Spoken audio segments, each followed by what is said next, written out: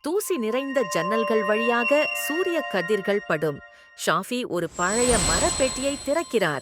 அதே நேரத்தில் அவரது தங்கை ஷாஹின் குமிழியாகவும் ஆர்வமாகவும் ஒளிரும் பழைய புத்தகத்தை புரட்டுகிறார். மின்னும் தங்க ஒளியுடன் ஒரு மாயாஜால காற்று வரைபடம் மிதக்கிறது. எனக்கு அந்த உருவம் வேண்டும். பெரிய பூக்கள், ஒளிரும் பட்டாம்பூச்சிகள் மற்றும் பேசும் விலங்குகளால் நிரப்பப்பட்ட பசுமையான துடிப்பான காடு. ஷாஃபி ஒரு பையை அணிந்து வரைபடத்தை பிடித்துள்ளார். ஷாஹின் தனது பொம்மை பூனையை பிடித்துக் கொண்டு அவருக்கு அருகில் குதிக்கிறார். அணுகுமுறையுடன் கூடிய ஒரு வண்ணமயமான கிளி பறந்து மிகைப்படுத்தப்பட்ட சைகைகளுடன் பேசுகிறது. மிதக்கும் இலை தளங்களுடன் ஒரு பரந்த இடைவெளி.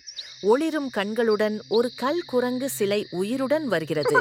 அது ஒரு புதிரை கேட்கிறது. ஷாஹின் உற்சாகமாக கை தட்டி பதிலை கத்துகிறார்.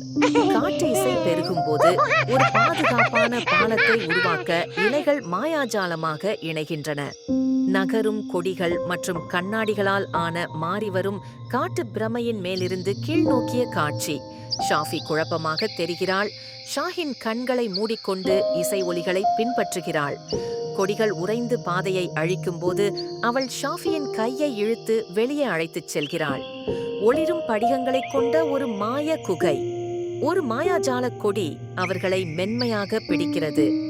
ஷாஃபி ஷாஹினை நேசிப்பது மற்றும் பாதுகாப்பது பற்றிய ஒரு உணர்ச்சி பூர்வமான கதையை சொல்கிறார்.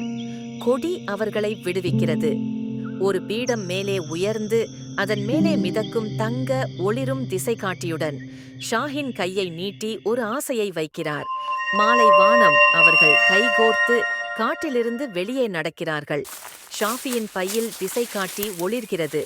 ஒரு மென்மையான காற்று மரங்களை ஒரு கிசுகிசுப்பாக சலசலக்கிறது. அவர்கள் ஒருவரையொருவர் பார்த்து சிரிக்கிறார்கள். இறுதி ஷாட் அவர்களின் அடுத்த மர்மத்திற்கு வழிவகுக்கும்.